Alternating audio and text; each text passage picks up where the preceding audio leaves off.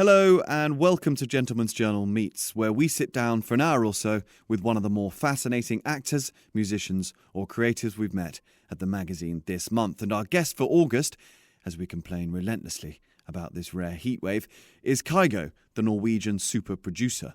Which is sort of appropriate, I suppose, because there's nothing more summery, more Augusty, more heatwavy, if you'll allow me to use that word, than a Kygo track. The man invented tropical house, and when he writes a song, he tells us he likes to imagine him and his friends sitting on a grassy hill somewhere, a couple of cold beers in tow, as the summer sun dips below the horizon.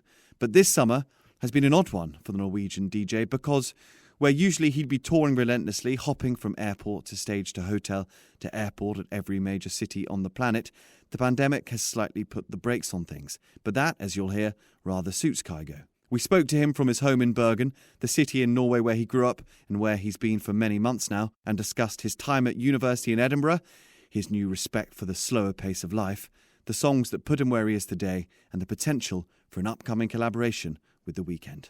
Enjoy. But before we begin, I'd love to tell you about the Clubhouse, a new kind of private members club brought to you by Gentleman's Journal. Clubhouse members get 2 bumper issues of Gentleman's Journal magazine delivered straight to their door, full of all those invaluable insights from the worlds of entrepreneurship, style, politics and culture that you'd expect, as well as exclusive deals with a range of partner brands, restaurants and hotels. Not to mention some lovely invitations to some very exciting events across the year. In fact, our podcast listeners, which is you, now get 20% off a Clubhouse annual membership, meaning you'll get the full Gentleman's Journal experience for just under £48 a year, which sounds a bit like a bargain to me. Just enter the code POD20 at thegentleman'sjournal.com/club. That's POD20 at thegentleman'sjournal.com/club. Right, on with the podcast.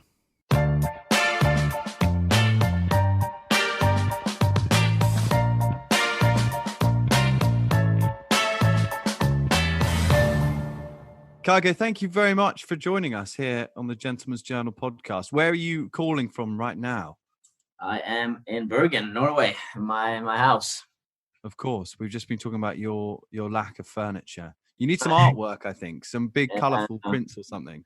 It's definitely a lot of. I gotta get a lot of new stuff in here, but it's pretty new, so it's I haven't had time to do it yet, but getting there. Okay, good. And you said you're going to get a piano. Is that a grand piano? I have a grand piano downstairs, but in the studio, I'm just gonna get I have an upright piano. Nice. Getting in there. You're a classically trained pianist, if I'm right. Yeah, I took piano lessons for like 10 years. I didn't really get into that much classical stuff, but I took lessons for 10 years, and then when I felt like my goal was never to learn classical music. I wasn't really into that, so I quit the lessons after 10 years, and then I started, I could learn the songs that I wanted to learn, and then I could make my own melodies, which was what I really enjoyed to do. What's Norway like at the moment? How's the atmosphere there with lockdown? I can imagine you guys have handled it pretty well. You tend to do everything a little bit better than the rest of us. I think Norway's, we're definitely been doing pretty well. I think now it's almost like there's no lockdown or anything anymore. Yeah. We can gather like 200 people at a like maximum, but we gotta like keep distance and stuff like that. But it feels like it's almost over now, but I guess that's like a dangerous thing to think, and then suddenly we get a new wave. But I think I feel like Norway has been handling it very well. They always seem to. It's a bit like that in London. It's a little bit, if you look around the parks and everything, there's hundreds and thousands of young people gathering. Yeah, that's the thing. I guess like people think it's over, and then, well, hopefully it's over, but you never know. Maybe we'll get a second wave. But I guess we gotta stay positive. But I guess we also gotta keep in mind that it's still going on.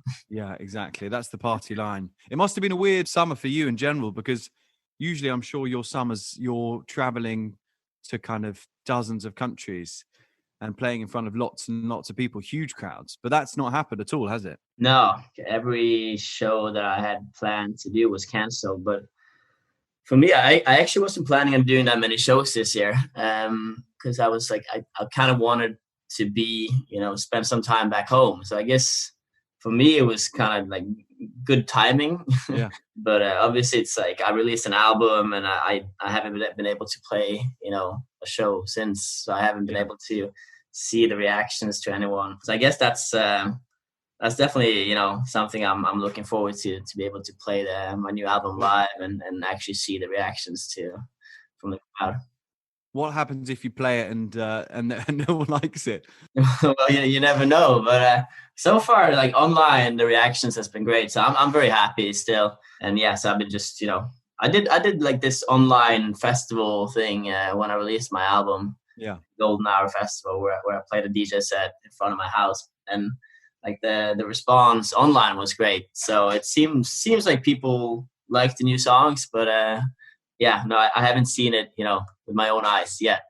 I'm sure it'll be great. I'm confident. So did that lifestyle ever get kind of tiring when you look back to the summers of the last few years when you were jetting around the world? Has this kind of period of stillness made you reevaluate the old way of doing things in a way? Yeah, it has. It's been my goal this year was just to be home as much as possible, because I obviously I do like to play shows, but my favorite thing to do is just be back home in the studio. And also, like, every summer in the last like 6 years, I've been traveling from like April till September. So I've never been able to be home in Bergen, where I'm from, when it's actually summer, and that's like the time you want to be home. So this summer I've been spending so much time back home, and I've really enjoyed it. So I'm obviously going to play festivals and stuff, but I might not tour that much in the future. I kind of enjoy this balance of doing some shows and then spending some time back home and then doing some more shows instead of just touring nonstop every summer. Yeah. When you were doing that, did you get much time in the cities you were visiting, or was it kind of hotel, airport, out?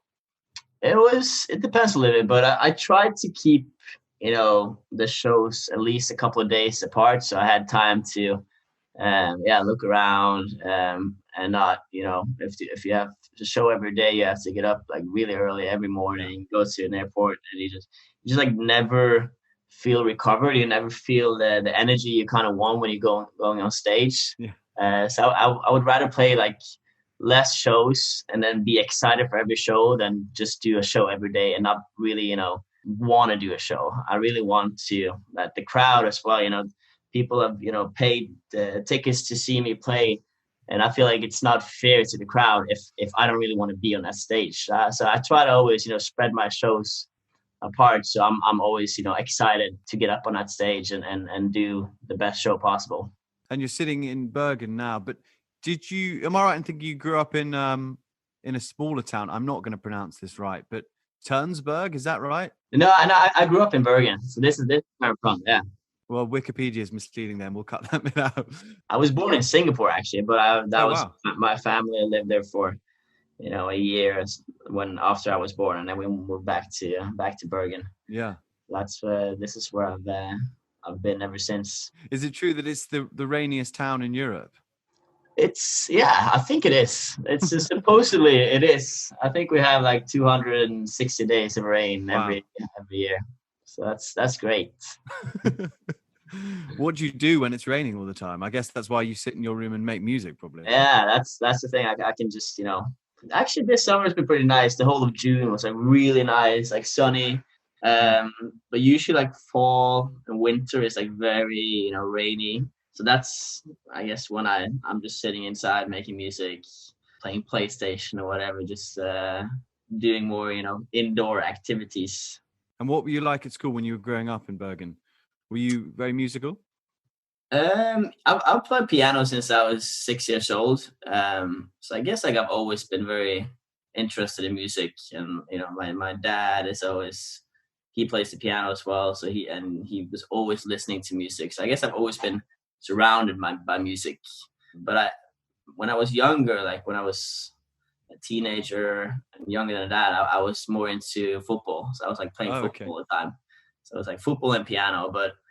And then like when I was like 15 or something, piano kind of took over as my, number one passion. Were you good at football? Was there a chance that you could have done something serious with it? Probably no. I was okay, but I was never playing at the top level. Yeah. I didn't really like it. It's like when it got serious, that's kind of when I quit, because I didn't really, I like to play football just for fun. I wasn't like, when I was like maybe like 12, 13, I was dreaming about playing, Premier League or stuff like that. But I kind of quickly threw away that dream. I knew that wasn't possible. So then I just wanted to play to have fun. I didn't want to, play for a serious team that was, with a coach on the side, like screaming at you if you did like some mistakes. I just wanted to have fun. Who are the famous Norwegian football players? Ole Gunnar Solskjaer, is that right? Yeah, he's definitely one of the most famous ones. I guess now we have Haaland. Okay, yeah. Like a young and he's playing in Germany, is that right? Yeah. He's quite funny, isn't he? He's quite good in interviews. Yeah, he is. He's definitely a character, I guess you could say, in interviews. He's like has this almost like cocky attitude, which is pretty funny. And yeah, we have some good players that have been playing in Premier League and stuff. Ødegaard as well. He's like pretty like young player playing for. He was playing for Real Madrid. Nice. Like one of the youngest players at Real Madrid. Now he's on loan to somewhere else. I'm not really following that much, but no, me neither. It's pretty. We do have some like young players that are doing pretty good things right now. I'll have to keep an eye on them. So what were you like at school then? Were you very academic?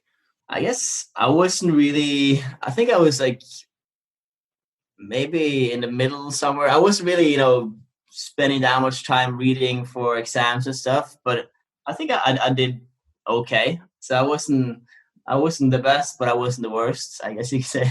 Okay. And you went to university in Edinburgh? Yeah, I did study 2 years in Edinburgh and Harry Watts. And what was that? Was that business degree? That was like business and finance, but that was also like it was kind of like my backup plan, because I really, really wanted to do music at that point, and that was like the only thing in my head was music. But when I started studying, I didn't even have a Facebook page. I didn't have anything. It was just a dream, and then I spent like every day. I basically didn't go to school. I was just I passed the exams the first year, and then I think like the first like 3 semesters I actually passed, but I spent all my time just making music, and then luckily things started happening online.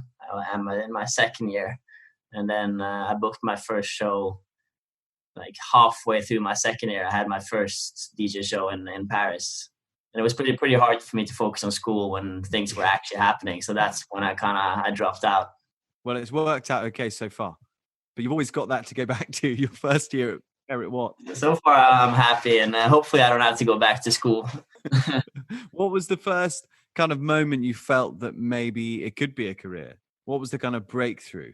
I think it was like during that, second half of my like second year at Harriet Watts in Edinburgh that I felt like my Facebook page was like getting like close to 100,000 likes or something like that. Yeah. So there's like a lot of hype online, and then I got in touch with my now manager Miles, and he was helping me out, and we booked a tour in the US for the next summer, which sold out pretty quickly. And I guess that's when I realized that this is actually something that I can do for a living. What was the song that kind of put you on the map, do you think? Was there one big hit? I guess it was, I was kind of releasing a new remix every month, because that was what I was doing in Edinburgh. I was just making music all the time. So I released basically one remix every month. And some of these remixes were doing pretty well streaming wise. I think maybe like I did a remix of Icy Fire by Ed Sheeran, and that quick became one of my most popular ones.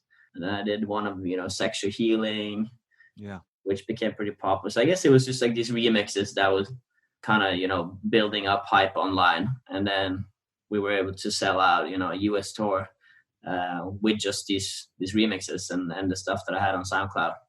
When did it start to get weird, I suppose, in that way that fame kind of gets odd? When did you get recognized back at home in the supermarket? I think that was like the same summer as I had this US tour. It was 2014. I also had a song, a remix of a track called Younger that was doing very well at radio in Norway. And I wasn't really aware that it was doing that well. But that summer it was like played all the time at radio, and I started getting a lot of, like interview like requests. I did love some of these, like some newspapers. I did some like TV stuff. And I guess after that, people started recognizing me more and more.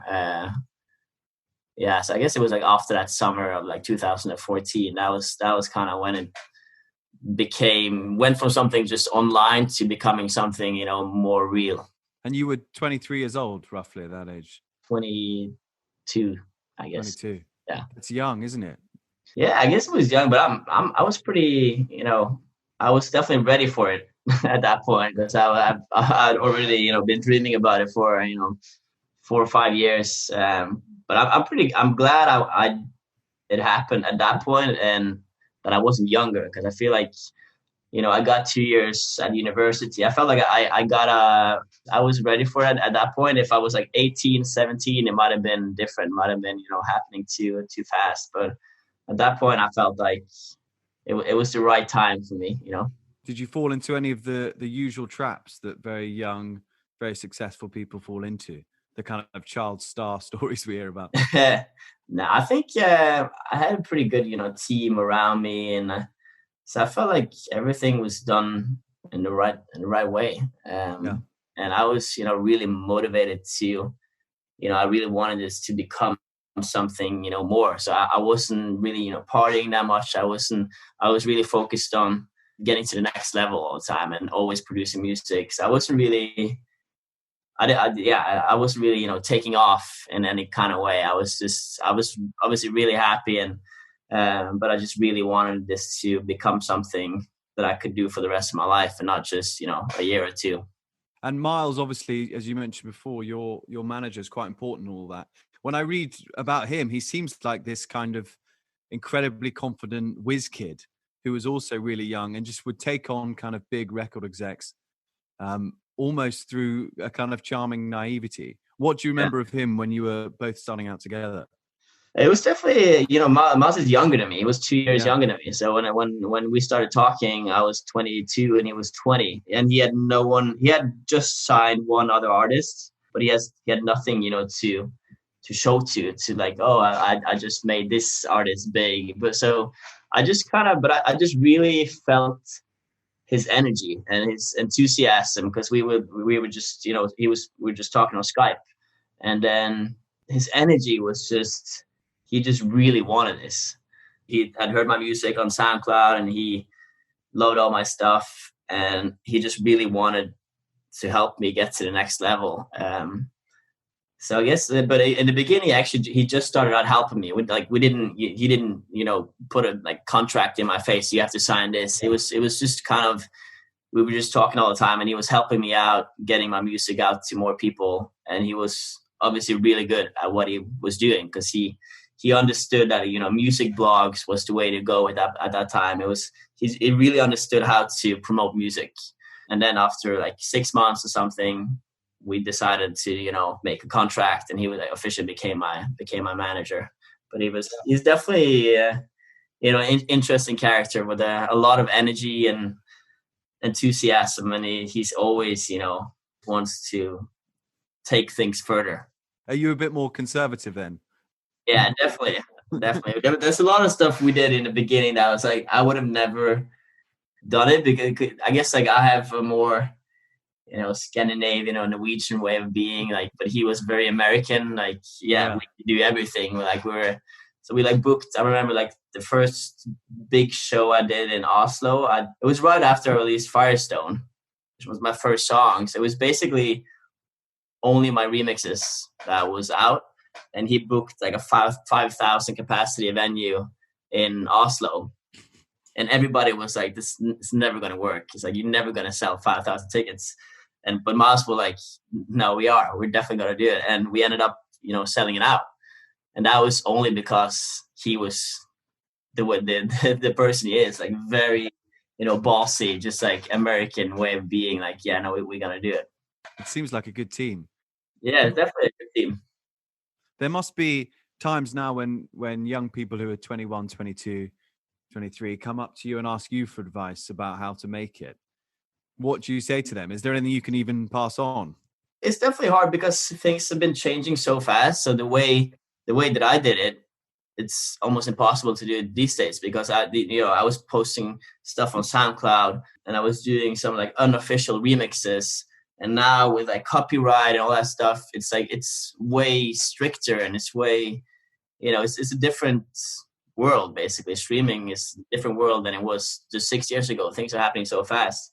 But I guess with like the advice is obviously to focus on getting better at producing music. Because that's obviously, I feel like if you become good enough and spend as much time as you can just making music, then I guess if it's good enough, someone's going to hear it and people are going to share it. Like even though it starts out with your friends and then suddenly, because that was the way it started out with me. I was just sharing it with my friends and then they kept sharing it with their friends and suddenly like started like spreading. So I guess that's you just got to focus on getting better at producing music. And it sounds easier than it is, but like trying to you find your own sound, I guess that's like the standard advice. But it is true, like not try to sound like everyone else out there, because then you're just going to sound like a copy of someone else. So I guess it's about finding your own sound and just spending a lot of time getting better at producing music, and maybe learning an instrument is as well, like one of the things I usually say is as an advice. It's not just about the producing part, it's also about learning how to play the piano, learning how to play the guitar. It just really helps you understand music better and helps you with melodies. Everything just becomes easier if you actually know how to play an instrument. And it's interesting you talk about developing your own sound, because you developed a pretty distinctive sound, which to me, as an outsider, then seemed to be copied by a lot of other people. Is that fair to say that you were kind of a bit of a pioneer in that space? What would you describe your sound as? Yeah, I guess like what was considered like very typical, like my sound was this lead kind of melodic sound that was, yeah, I guess pretty easy to recognize. Yeah. But that wasn't like, for me, it wasn't planned, but I was obviously looking for, I was experimenting every day. I was just looking for new sounds that I liked, and I kind of just ended up with that sound because I liked it. And then I made a remix. I think it was like Passenger, Let Her Go. I made a remix of that track, and then the response was just way better than every like remix previous to that one.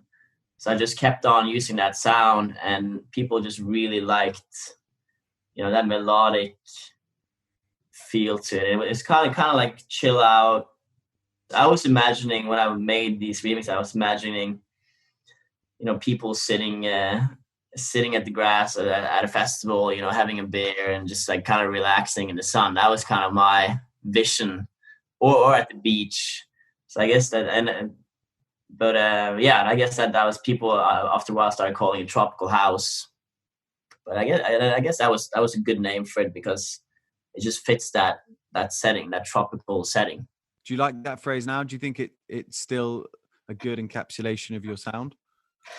I like it, but I feel like people have they usually, every song that I make now, even though it's not tropical house, it's no bongo drums, it's no steel drums, it's not this, they call it tropical house. Like okay. So my like issue with being called like tropical house was that I didn't really want to be put in a box where the only thing that I was supposed to make was tropical house, because I really want to just experiment and have fun in the studio. I don't really want to make like, obviously I have a sound and I try to, make my fans happy and not just make like every, different types of genres. I try to keep it in a kind of like a similar style so you can hear it's actually me, it's my sound, but I also want to be able to, have fun. So I don't really want to, but I feel like I like tropical house is really, fitting name for those kinds songs, and a lot of my songs fits in that, box. But I guess some of my songs as well is not really tropical house, but people still call it tropical house. Have you ever had any crazy kind of experimentations, things that sounded good at 3 a.m, but then the next day you think this isn't me at all? Does that happen a bit? That's happened all the time. I guess Okay. that's the like often I make a song in the evening, sitting late at night, and I feel like, oh, this is something really special, and then I listen to it the next morning, and it's not really anything special. So I guess that's something like everybody does. I think it's part of the whole process of making music. It's part of the whole learning process. You just gotta experiment, and then sometimes it works and you actually like the song the day after, and sometimes I just delete the whole project, or like never really do anything more with it. Wow, there might be some gold that you've deleted that in 5 years' time might be genius. That would scare me too much to delete it forever. Yeah, no, I don't really. Yeah, I guess I don't really delete it, but I guess I don't really. I just name it something like, oh, cool melody, and then I never do anything more with it. So I guess I do have a lot of these half finished, or not even half finished, but just started projects on my computer that I've never done anything more with. And how do you know when a song is finished? Because you could tweak forever, couldn't you? Really? Yeah, I guess that's also just gotta like sometimes I just feel that now it's done, like, but Yeah. I always keep listening to the track, even though I feel like it's 100% done. I always keep listening to it, like maybe for a week or two, just on repeat, like when I'm in the car, or when I'm at the gym, or wherever I'm going, just listening to the song, and then suddenly I might notice something that I need to change. But at one point you just got to say that it's finished, and obviously if you release it, suddenly you might hear something that, oh, I could have maybe changed that, or could have maybe made that sound a little bit better, but it is what it is. It is what it is. So what are the kind of cliches of pop music at the moment, or dance music at the moment, that you're really bored of? What do we need to move away from, do you think? Right now, I guess I kind of like that. I feel like there's a lot of interesting stuff happening right now, but for me, like a lot of the hip hop that was coming out of, especially like US, was sounding really similar. The last Right. like 2, 3, like the auto tune stuff. I Yeah. never really got into that. Like Spanish music, I don't really mind, but that also got a little bit, repetitive. The Okay. same beat, like the doom, like the reggaeton kind of beat. I felt like, suddenly everybody was doing it. Yeah. So I felt like that's definitely two styles of music that I felt like was getting a little bit repetitive. But I do like that there's now like some disco influences. Like Dua Lipa was doing it in the disco album, like Yeah. we like Blinding Lights. I guess it's not really disco, but it sounds like 80s kind of style. Yeah. It sounds very similar to Take On Me. Have you Yeah. heard that song? Like, especially the intro. But it's just some like interesting stuff happening right now. I feel like people are trying to, people are influenced by maybe like some 80s music or disco, and that's Yeah. the stuff I'm really influenced by as well. So I kind of like a lot of stuff that I've been hearing lately. Okay, good. That's positive. You Yeah. seem to me to be a broadly positive person. Is that fair enough? Yeah, I guess I try to be. Yeah. And the new album is obviously Golden Hour came out at the end of May, and that seems to me to be maybe more upbeat than other stuff. Maybe there's a more positive message in there. Is that right? I guess so. It's like definitely. I think there's a lot of different tracks on that album, and it's 18 songs, so it's a lot of. It's a pretty big album, like with how many songs it is compared to my previous albums. But there's definitely some upbeat tracks, but I do have some like pretty more down tempo stuff, like Lose Somebody, like the single with One Republic is pretty down tempo. But I would always try to bring like some kind of energy in it and some kind of drop to every song that I make. Yeah. But I guess a lot of the songs on the album it's pretty upbeat and kind of happy. I guess production wise, some of these lyrics might be like more sad, like heartbreak lyrics. But Yeah. I always try to keep the production kind of upbeat. The view that some people might take about house music is that the lyrics don't matter as much, but I sense that with you, maybe they do matter and that you think about them. Is that fair to say?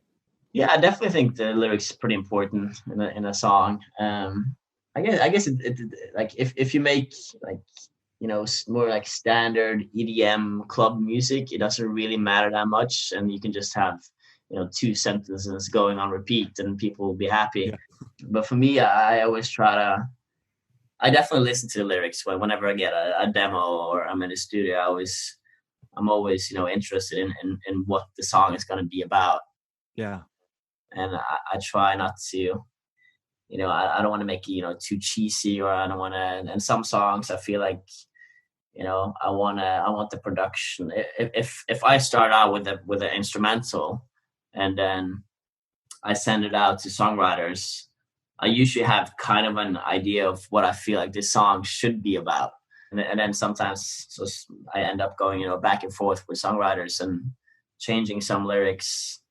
But yeah, no, I definitely think the lyrics is pretty important when it comes to my music. And there's people, you mentioned One Republic, and there's lots of very well-known songwriters, people like Ryan Tedder, who you've collaborated with on this stuff. What do they like to work with? I mean, he's had so many varied hits, and he seems like a guy with some pretty intense, impressive energy. Is there a common denominator between all those people, do you think, all those different songwriters? Like Ryan is definitely like he's obviously like one of the best songwriters of our generation. So he's like always fun to work with. He has he always has a melody in his head, or he always has an idea. It's like very easy to work with, and as you say, he also has a lot of energy. So he always brings like a positive energy into the studio. But I feel like a lot of these the songwriters that they're working with is so talented. But there's many of these songs on the album that I've only been making online. So I get a demo from someone and I produce around and send it back and forth. So there's a lot of these songwriters on the album that I've never been in the studio with. We just collaborated online. What's the usual process for creating a song? Is it the classic kind of band jam session thing where you all sit around in a room or a studio, or is it very much, as you say, kind of back and forth digitally? As I said earlier, I enjoy being back home. So unless like people want to, like I can fly in people to Bergen, which is not the easiest place to fly to, I guess. Then I do really enjoy just sending stuff back and forth. I like that because I feel like then a songwriter can do their thing, like write a demo or write and then I can like get the song. And I usually like to produce alone anyways. I don't really like to have people sitting around me when I produce a song, so I kind of like to just be in the studio alone. And then I can send it back to them, and then if they like it or if they don't like it, so we can like go back and forth that kind of way. But there's definitely like I do some studio sessions as well where I'm like, and that's kind of, I guess, as you said, just like band, jamming. I play the piano, someone might play the guitar. We just try to figure out, something cool, a melody or some chords, and just take it from there. So that's kind of more like the standard jam session. And do you ever get writer's block? Do you ever suffer from that crippling thing where you can't think of anything?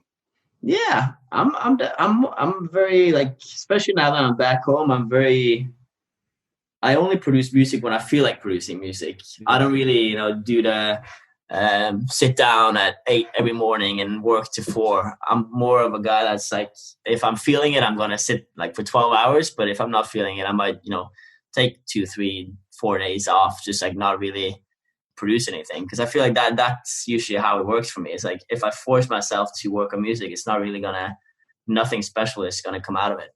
But if I make music when I feel like making music, then that's usually when it works out. And what do you do when you're not sitting at your computer? Now it's been like, if it's nice weather, like this summer, I've been playing tennis. I've been hanging out with friends and just doing all the other stuff. Just like not really thinking about music, playing PlayStation. If it's raining, and I try to stay active and be social. But I definitely try to make music whenever I can and whenever I'm feeling like making music. Have you picked up any new hobbies in this lockdown? Everyone seems to be baking in England. I don't know if that's gone over to Norway. Like, I think tennis is kind of my new thing now, because I've been playing tennis a little bit like last couple of years, but now I've really gotten into it, and like I have so like all my friends as well is like very very into tennis. We've been playing a lot the last 2-3 months. Do you miss the energy of the live shows then? Are you missing that adrenaline?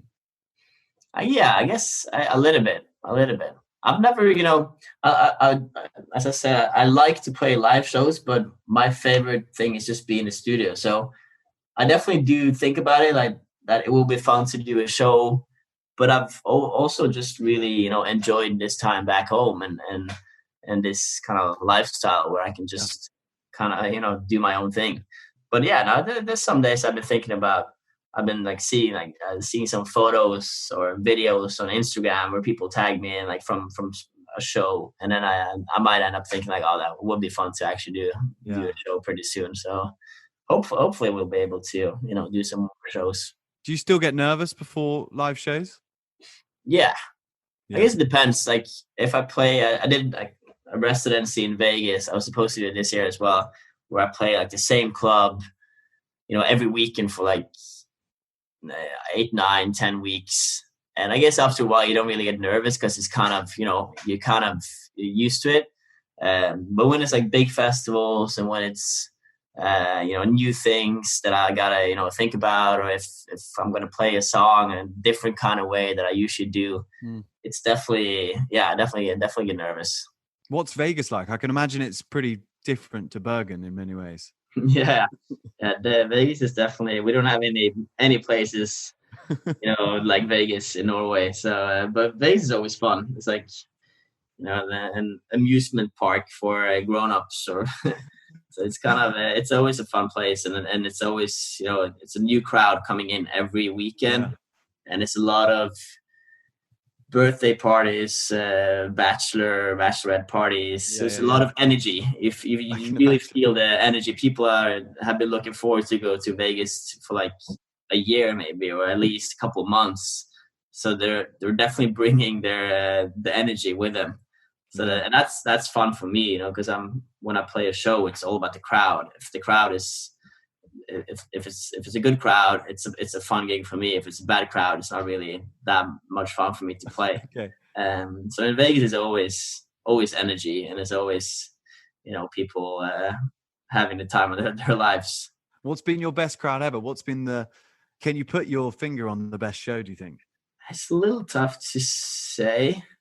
I think like usually when I play in Asia, like maybe especially like Japan, I did a show in Tokyo, like I did a Kids in Love tour for my previous album. I did a show in Tokyo, and that's definitely up there. Yeah, that was pretty crazy. It was like 15,000 people or something, and they were all crazy. But and then also like South America is also very, they're crazy down there as well. Yeah. So I remember I did a show in Chile in like Lollapalooza, and that was pretty insane.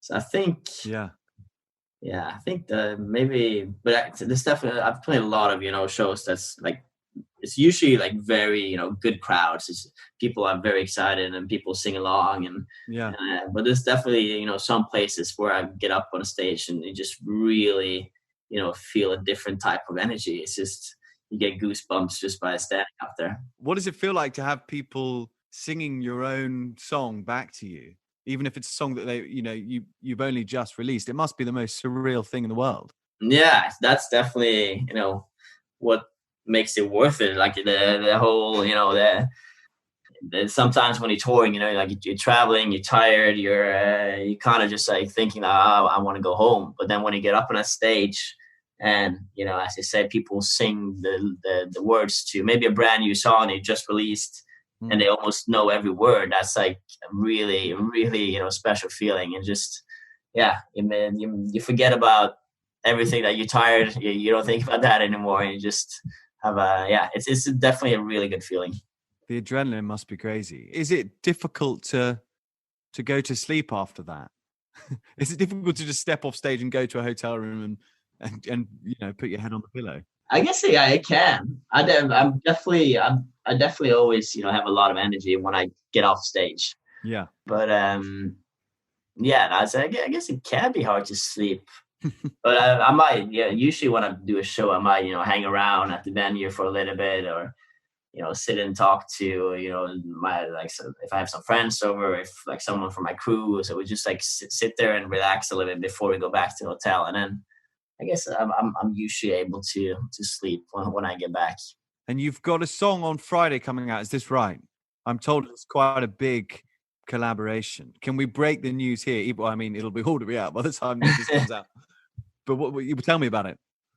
Well, it's I've been wanting to, I love doing remixes and of like old classic songs. So this one has been on my mind for a while. I've been like wanting to do a remix of this song for a while. Yeah.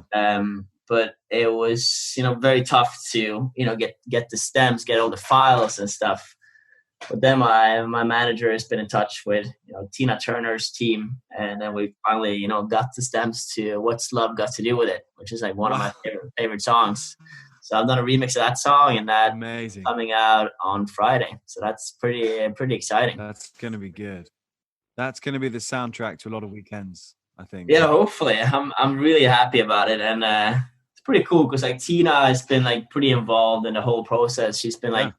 We've been sending obviously the remix to her, and she's been like approving or coming coming with some notes, and she's been involved with how the artwork gonna look like and how the music video is gonna look like. So she's been like very involved in this whole process. So it's been pretty cool to for me to be able to work with her. It's pretty unreal. Amazing. Are there any people who you haven't got a chance to work with yet who you really want to? I definitely want to make a song with The Weeknd. That's the one on my list that I've been. Is that on the cards? Are you speaking to him? Yeah, we've been speaking about it. So, but we haven't. We got to figure out the right song, and we got to really nail it. But I think it's gonna happen. But yeah, we just gotta figure it out. Okay, that's exciting. That's two big forces coming together. Yeah, hopefully and I've been like remixing some of his tracks and. Yeah, no, we've been talking for a couple of years. I met him probably like 4 or 5 years ago for the first time, and he's been, he came to my show in Vegas actually last year. So it's definitely, yeah, we're definitely talking about making a song. So we just got to figure out the right song. And when you have that idea in that first conversation, how long does it take until we're hearing it? Is it like a year? Was it 6 months? What's the process usually? I guess that depends. It could go like, let's say we get in the studio and we're both super happy about the track. It can take a couple weeks until the song is out. Yeah.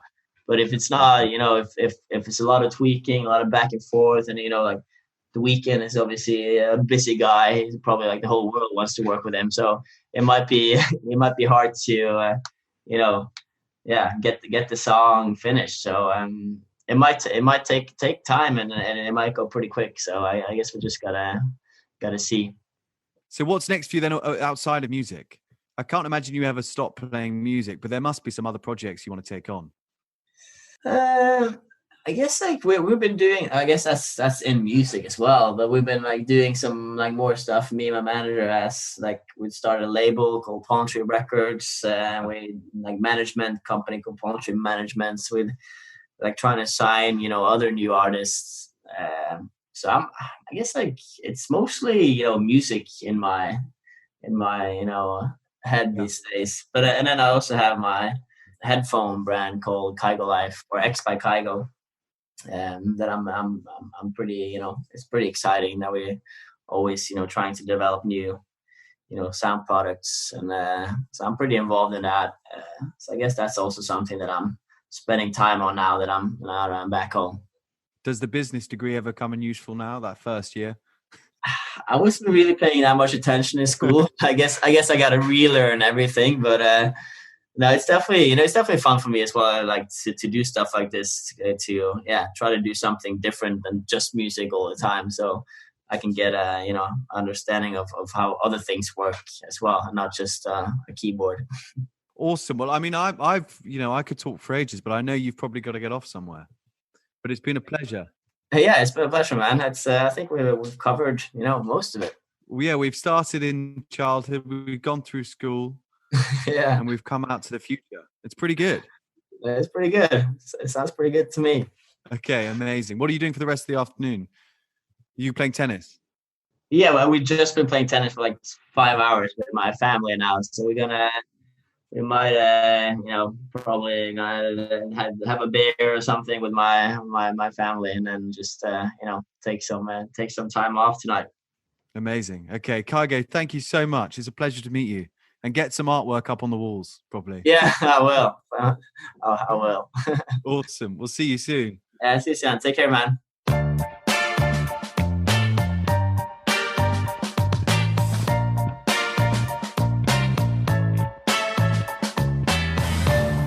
Well, if you enjoyed that episode of the Gentleman's Journal podcast, you'll almost certainly love the Gentleman's Journal magazine, the world's finest dispatch from the front line of luxury, entrepreneurship, and style. In fact, lucky podcast listeners like you now get 20% off our annual subscription. Just enter the code POD20 at thegentleman'sjournal.com to find out more.